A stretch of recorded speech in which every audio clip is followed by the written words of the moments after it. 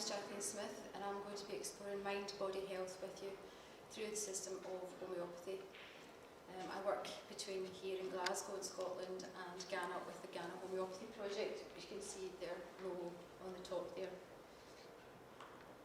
Just to let you know a little bit about homeopathy, it's a complete system of medicine which was formulated by Samuel Hahnemann, a German doctor in the 18th century. So the system of homeopathy has been around for at least 200 years, just as long as conventional medicine has.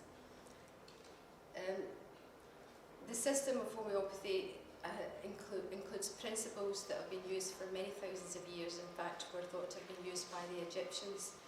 So the principles themselves are in fact universal, but Hahnemann was the first person to formulate those into a constant and repeatable system in relation to individuals and mind-body health. That's the whole person. We'll just have a wee look at some of the principles of homeopathy. As I say, these are just some, and we're kind of condensing things today just to give you an overview, a summary of how homeopathy can work for people with mind-body health issues. The first law that you can see on the slide is the law of similars, and that just means like cures like. This is the principle, basic principle that homeopathy works on. The second principle on the slide is the total symptom picture. And there's a red arrow here because this is the one that we will be focusing on. Homeopathy takes into account every symptom that a person presents with, not just the physical symptoms, but also the mental and emotional symptoms. We'll come back to that one. The next one is the vital force. This is life force, this is vitality, this is energy, and all our symptoms come through that kind of energy, or life energy. We express those symptoms through that energy. The next one is the single remedy. This is important in homeopathy because we only use one medicine at a time. We don't combine medicines. We use one medicine that is matched up with any individual's total symptom picture. The next one is the minimum dose. Again, this is a really important principle for homeopathy because what we do is we use the least amount of medicine possible to initiate the process of cure, the healing process. The last principle that I'm going to talk to you about very briefly is the laws of cure. These are specific laws or observations of how people begin their healing process, and so as homeopaths we know whether a person is moving towards cure. As I said, we're going to look at the total symptom picture in particular today, and we'll look at that a little bit more closely. So here you can see on the slide, this hierarchy is known as Kent's hierarchy, who was a very influential homeopath in the late 18th, early 19th century. And what he did was helped us to give us an additional part of the system to work with people's symptoms so that we could find the exact remedy for that person with their individual total symptom picture. So the important symptoms for homeopaths when they're assessing a patient at the top are strange, rare and peculiar, and you can see the diagram on the slide. Strange, rare and peculiar are unique symptoms to individual people. For instance, we all get colds now and then, but every person experiences that cold differently, and people will describe their symptoms very differently and very uniquely as well. These are the important things for a homeopath. Next on our hierarchy are mental and emotional symptoms. These come very close to the top, even if there's no strange and peculiars. The mental and emotional symptoms will move up further to the top ranking symptoms that we will use to prescribe a remedy. Then come generals, and these are things like I'm hungry, I'm thirsty, I sweat. And again, how hungry you are, when you're hungry, how often you sweat, all these things are very individual to each of us. Next on the hierarchy are particulars. These are symptoms that are particular to the part. For instance, my leg is sore, my arm hurts. These are very particular things, so these come slightly lower down. But again, they're often very unique and individual to each of us. And the lowest level on our hierarchy is in fact common symptoms, and common symptoms in homeopathy are often disease labels. They're the diagnosis that you're given, and these are common symptoms from our perspective because anyone can be given a diagnosis, but that will not enable a homeopath to find the correct remedy for you as an individual. And so we're going to look just a wee bit closer at the things that make up these mental and emotional symptoms and how they can become a health issue. The image that you can see on the screen just shows that the energy that's moving and where it concentrates when we're in different emotional states. And there's a whole lot of different kinds of emotions there. There's anger, fear, disgust, even happiness, sadness, surprise, love, anxiety, a whole range of emotions that we all go through at different periods in our life. The problems come about when these emotions become blocked or they become suppressed. And we all have even more intense emotions when we have traumas or life events which take us by surprise, or we're frightened by them, or we have an accident. These things become a problem when we don't express the emotions in a constructive way. And what can happen when these emotions are suppressed, as it would actually develop certain body types. Not just that we become ill, but our experiences shape the type of body. That's how we've been brought up. That's all the different emotional incidents that have happened in our lives which have affected us in one way or another, and our body adapts and changes, sometimes in defence, but those defences can later on cause us problems when we don't find a constructive way of dealing with the emotions that's caused those changes in the first place. And this gives us certain attitudes to life as well, and this just shows you from Stanley Kellerman, who's done some brilliant work on emotional anatomy, and he's just shown you here the different body types that we can develop over time as we grow through our childhood and young adulthood. And you can see here, I don't know how well you can see it, there's a few different body types. There's the dense body type, which is this give me recognition, appreciation, or I won't. It gives us certain attitudes in life. Over here you've got the rigid, there you've got the swollen, and you've got the collapsed, and they're just repeated. It's just showing you male and female and different attitudes that can come from them. And so from there, these kind of representations are showing people who are like ourselves will sooner or later develop health issues, whether it be mental health issues or whether it be apparently physical health issues.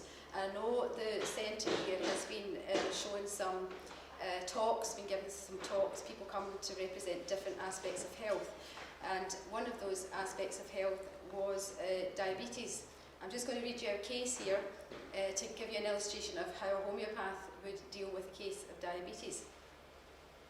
This is a case of a 60-year-old man from Ghana, from a small village in the central region, and he's a farmer. Now, he presents with diabetes. He's taking conventional medicine for diabetes, but he's still exhibiting symptoms. He's still having frequent scanty urination, 10 times in the night, and it's foamy and it tastes sweet. This tastes sweet and the foamy, these are very important symptoms for a homeopath. It's not just the fact that he's been diagnosed with diabetes. We want to know in detail what his symptoms are, because not everyone will have foamy. They might have sweet urine, but it might not be foamy. This is an individual symptom. The man also has sexual weakness, feeble erections. He feels weak and tired during coition, and numbness in the lower extremities. As a homeopath, we go from there, those general symptoms. We'll go through things in a great detail from head to toe. We will cover every part of the body, ask him about any symptoms that the person's experiencing. And this man, from that head to toe, told the homeopath that he had blurred vision, that he has a history of TB, and that his thirst is increased during the day. His sleep's disturbed, and his worries about housekeeping responsibility, and he looks quite sad as well, and he feels quite weak. His energy is very low. In relation to his mental health, he tells the homeopath that he still grieves about his dead son, even though he tries to put the horrible experience behind him. He continued to narrate that a tragedy happened to him 8 years ago, when a good Samaritan came to him about 10:30 p.m. to report that his younger son, aged 8, whom the elders and the spiritual heads who can foretell and predict the future, said he will become the greatest among his children. And what this Good Samaritan was telling him, that the boy had been knocked down by a hit-and-run vehicle when the child and his friends were playing together by the roadside. The boy's body was stuck under the vehicle and the driver drove off, depositing the body about half a mile away in the bush, and then drove off. When the people in the community set out to look for the body of the boy, the patient related with tears that the body of my son was smashed beyond recognition, and he added that it was very hard to believe even till today. The patient is also anxious of his financial burden, and this is where his fears lie, because his anxiety about the future. A homeopath will also ask other questions about the emotions, the kind of things that make you angry or sad, and in what ways you express that anger and sadness. This man, his predominant emotion was sadness, because he continually thinks about his son who has died. We'll also ask for family history. There was no family history in this case. So now we'll look at the timeline, and we're looking for significant events in a person's life which have had a very strong mental and emotional impact, such an impact that may also eventually affect their physical body as well. And so, because he's had a history of TB, we know there's a weakness in the lungs. But we also know that he was diagnosed with this type 2 diabetes 8 years ago. Now this diagnosis is in relation with happening at the time when his son was killed, and he's had diabetes, was diagnosed with diabetes from that date. So the homeopath in this case decided, in order of importance, bringing into consideration the principles of homeopathy, I chose to make the mental and emotional state of the patient my top symptom in Kent's hierarchy, being continuous grief due to the son's death.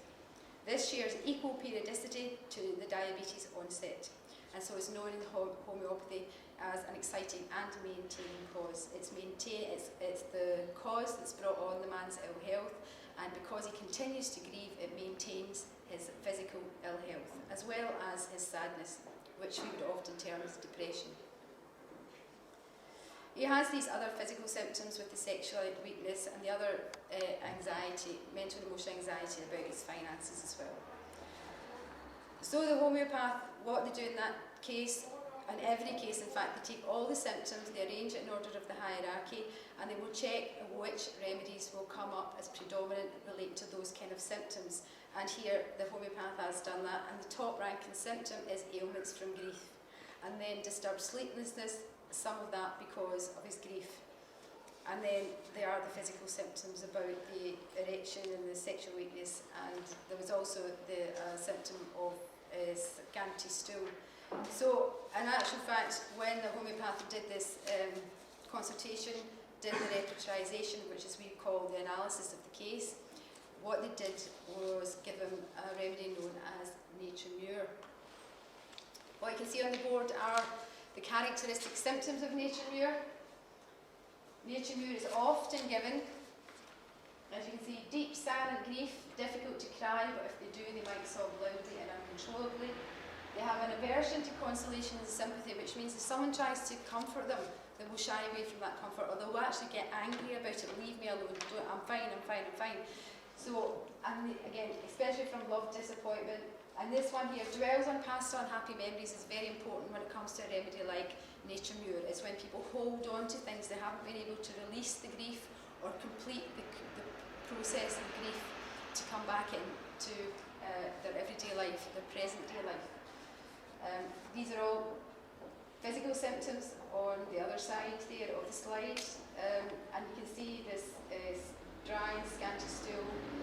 These are very characteristic of someone who needs nature mure. I'm just going to move on now because I want to share another case with you. Nature mure is a really important remedy. Many people in the West and in Ghana have discovered the remedy in nature mure, because if they are prone to holding on to emotions and that holding on, that clinging to past memories will make them think about it constantly. And so that starts to impact on their health. The next remedy I've put up is Staphylococcus aureus, and this is a case from a young boy, from my perspective, because I'm old, who is a student, and he is based in Kumasi, he lives in Kumasi. And when I was highlighted to this case, I was called and I was told that the young man was reported to be in a manic state after using cannabis sativa. He had a history of smoking weed for a year, and he was described as being confused and not making any sense, and he had been sleepless the last 4 days, and sometimes being violent as well. Now, I went to see him, and when I went to see him, it was much easier to garner the individual symptoms of this case, because what was happening was the young man was talking in rhymes. He was almost rapping, and his movements were the same as well. He was very rhythmic, he was actually very good at it, and he was making additional sounds to it, but it was very manic, and he was talking a lot, and constantly talking and asking questions. But what I noticed about it wasn't just any questions. What he kept saying was, "Give me back my smartphone, give me back my smartphone, give me back my smartphone, give it to me, give it to me, give it to me, give it to me," and very rhythmic, and he was doing all the movements with it as well. So again, this is very individual to this person. And so my job as a homeopath is to figure out, because it was so obvious from observation that the rhythmic was part of the symptom picture. But because he kept repetitively saying this thing about the smartphone, I asked the family round about, I said, "Does he have a smartphone? Why is he talking about a smartphone?" And what they said to me was, "No, he was attacked 2 months ago, and he was beat up by 2 men who stole his smartphone." Okay, and so he's not really got over this attack, basically. So what I realised is actually his state is not because of the cannabis sativa, it's because of the attack. That's what we would call an exciting cause. But something like cannabis would exacerbate that kind of anxiety, that kind of shock that you have after you've been attacked. And you can see here on the board, and this is what I've got on the slide, is that Staphylococcus aureus, it's a flower known as the blue delphinium, and it breaks very easily in the wind and is often attacked by garden pests, and that doesn't seem very important, but in actual fact, people who need Staphylococcus aureus usually have been subject to some kind of attack or another. An attack can come in many ways. Here on the slide you can see it can be an emotional attack, it could be a physical attack, and just outlines the fact that after we're attacked we are shocked, angry and confused. So he wasn't given Staphylococcus aureus at first, he was given stramonium. Stramonium, I don't know if you know, I've heard of it, it's also known as datura, it's also known as a poison, but homeopathy uses such small doses that you don't get side effects, you don't get poison effects. You get the picture matching with the patient's symptoms, and so he was given stramonium first, which did help a little, but not enough, and he continued still to talk about the smartphone. It calmed down a little, but he was still talking about the smartphone. And so because we reviewed the case, and because of this whole idea of the attack, we went back and we gave him Staphylococcus aureus, and this calmed him down much, much more, and he stopped talking about the smartphone. It wasn't the end of the case because it was a very complex case, but one of the most important remedies that he was given was Staphylococcus aureus because of the attack. I'm just going to do one more case, and I'm just going to show you a very disturbing photograph. I don't know if you can see it. This is a young child, a young female child. I know that one of the most recent talks that they've had at the centre here has been about female genital mutilation. This is actually taking place in this photograph. Very disturbing.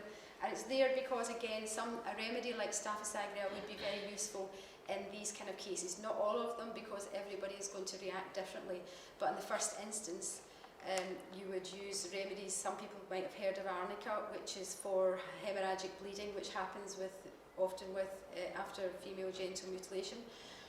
And also the Staphylococcus aureus would be useful because, as we mentioned earlier, it's also the shock that happens after you've been attacked and the anger.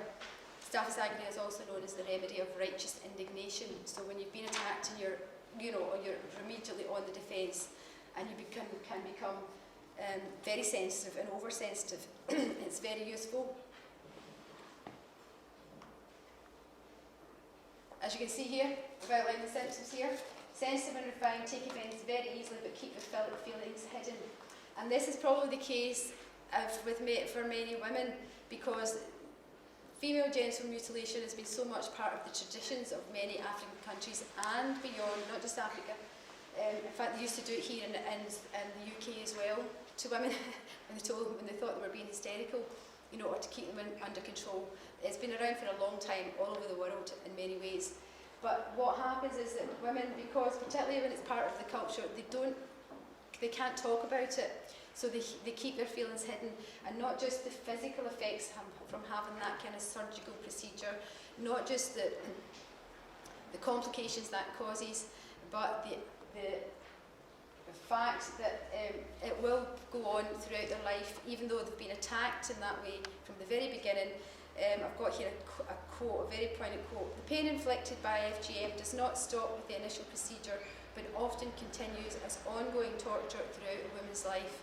This is where a remedy like Staphylos aureus would be really, really useful." So I've just tried to give you a very brief summary of how we would approach mental and emotional issues, and because when a homeopath takes a case, they will always take into account the mental and emotional symptoms, and everybody might not be symptoms, they only become symptoms when they cause you a problem, but the mental and emotional characteristics of a case are very important to find a specific remedy for you as an individual. Well, today I've just tried to give you a summary of how homeopathy works for individuals to find the best remedy for you as an individual. And if you want to find out more about homeopathy, you can just check the bottom of your screen. Scrolling across there will be the website address and some details where you can get in contact with me as well.